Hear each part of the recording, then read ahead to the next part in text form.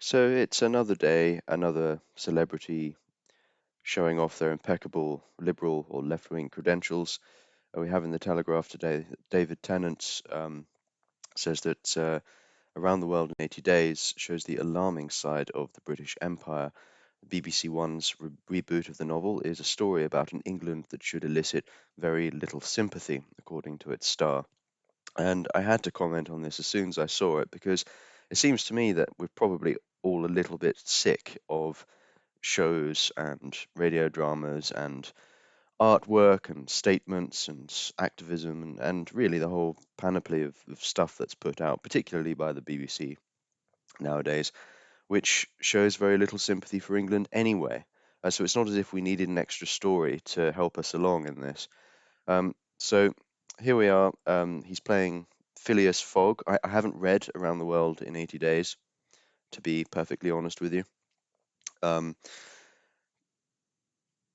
Maybe I should, because it would appear, as with so many BBC adaptations, that this doesn't have much relation to the source material, according to this article at least. David Tennant said the eight-part drama, which begins on Boxing Day and is aimed at a family audience, will explore the racial and sexual politics of Victorian England. Ah, does everything have to explore racial and sexual politics, really? Um, he plays Phileas Fogg in the updated version of Jules Verne's novel. Ibrahim Koma, a French actor of Malian heritage, plays Passepartout, while the origin I think that's how you pronounce it, while the original character of Detective Fix, or Fee, I don't know, has been replaced by Abigail Fix, an intrepid journalist. So presumably, they've replaced a man with a woman. Speaking to Radio Times, Tennant said his Fogg was a damaged character, really. I can't think of a single character David Tennant's played that isn't damaged. Um, in many ways, he says, Phileas Fogg represents everything that's alarming and peculiar about that old sense of British Empire. Potentially, it's a story about an England that should elicit very little sympathy, he said. Verne chose to make Phileas Fogg a particularly stuffy Englishman. We're showing a different type of stuffy Englishman. He's very damaged. Everything is a trauma for him. And it's just so relentless, this stuff. I mean, you've got this sort of implication in here that the British Empire meant nothing but badness, basically. It had nothing to offer the world. Um, the spread of the rule of law, of um, various sports that are now played across the world, of infrastructure, of democracy, of the free market capitalism, which has since lifted literally millions of people across the world out of absolute poverty. You could go on really all the cultural achievements, and it's not that people aren't aware. It's not that the average person isn't aware that the British Empire did a lot that was bad. I mean, it was an empire. You know, we didn't ask permission to go into India or Africa or wherever it was. People don't need to be told this, though. They don't need to have it relentlessly stuffed down their throats. And you've also got this stuff here, which is particularly prominent in the news at the moment, actually. You've got Prince William saying much the same stuff. Basically, the implication is that everyone in the past, particularly the Victorian era, was stuffy and therefore unhealthy because repressed. And there is an element of truth to this. The Regency era that preceded the Victorian era was it wore its heart much more on its sleeve than did the Victorians. The Victorians were stuffy, we know that, but it's not that that was all bad. We seem to have gone to the other extreme now in assuming that any emotion not immediately and intensely and fully expressed is basically psychologically unhealthy for you. So we have very much turned our backs on many of the virtues that the Victorians considered essential to their achievements. Um, the BBC has described the drama as an ambitious interpretation of this classic novel for a new generation, which is never a good sign when you have to reinterpret a classic for a new generation. The whole point of classics is that they don't need to be reinterpreted, or they admit of interpretations, of course, but they don't need to be completely repackaged and basically made not to resemble the original in any meaningful way. Other actors to have played Fogg include David Niven in 1956 and Pierce Brosnan in 1989. Well, Tennant's probably uh, an improvement on Pierce Brosnan. But here we are. Here we have the cast. It looks like a BBC drama. Um, and then you've got this next bit. So, in a separate interview at this year's Cannes Film Festival, Tennant said the 1873 novel was of its time. Yeah, no, no shit, David. And the television series would approach things from a 21st century perspective. Again, why? Why? It was written in 1873. Why do we need to reapproach it from a 21st century perspective? I'm not saying that such an approach always and everywhere would not work, but why do we need to constantly do this? It seems almost an obvious thing to do to make one of our main characters female. It seems rather aggressive not to, he said. No, it really doesn't, David. It really doesn't. It's just you. The sexual politics of the time are investigated, and it is also brilliant that Ibrahim, who plays Passepartout, is a black man. That's also something that I think is right and proper about having a diverse cast. This is an unusual cast of characters traveling the world, but we use it to look at the racial and sexual politics of the time. Yes, we know, you've said that 10 times already.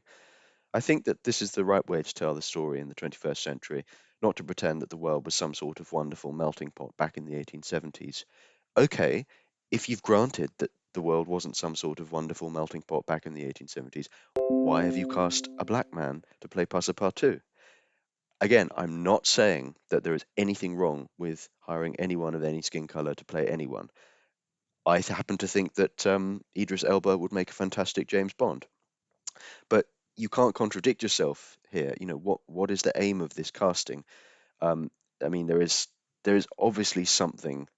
I don't know how Ibrahim feels about this or would feel about this if he saw these words, but I don't know. To my mind, there is something a trifle disobliging and patronizing about saying, it's brilliant that he's a black man who's in. There's nothing brilliant about being black, nor is there anything brilliant about being white. It's just a skin color. And I would say the same thing about being gay and about having brown hair. It really is given far too much of the time of day, to my mind. So, there's a contradiction here, really. Um, he's basically saying that the world of 1870s was all white, as the Scottish minister, I think Hamza Yusuf said. But nevertheless, we're going to have a really diverse cast because, what are you trying to do? Are you trying to reflect the world then in order to show it disparagingly to us? Or are you trying to reinterpret that world into something that it wasn't? You can't have it both ways.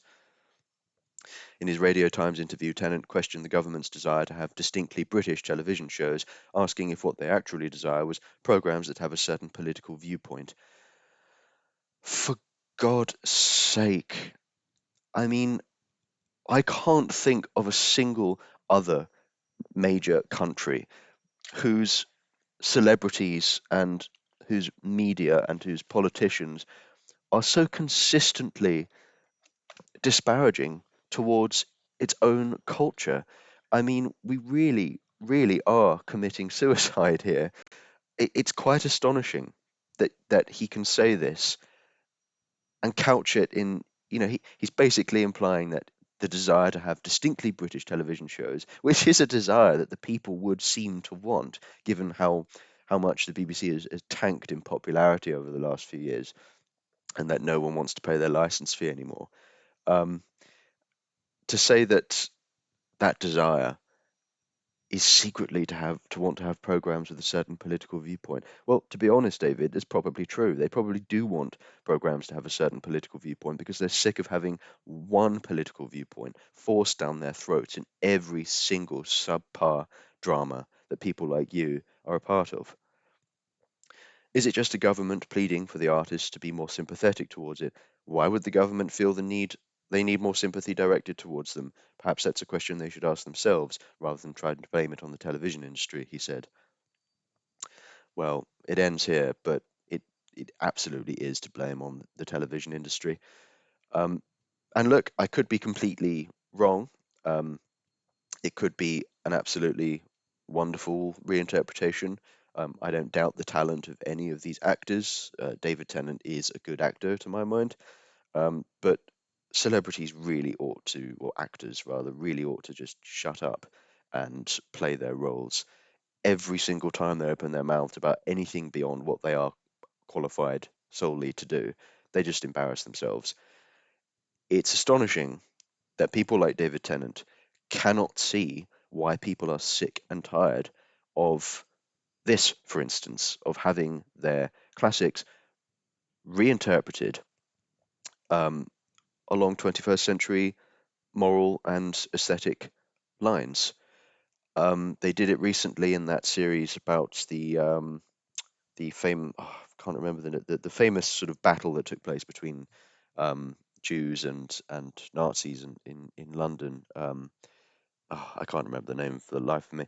But yeah, they basically painted everyone out to be a Nazi. Really, that the implication throughout that show was that Britain at that time was on the brink, under the influence of Oswald Mosley in particular, on the brink of succumbing wholesale societally to fascism, which it simply wasn't. It's just historically not true. Oswald Mosley was more often laughed at than listened to, and the crowds that he did attract were often as not hostile. So it's just not true.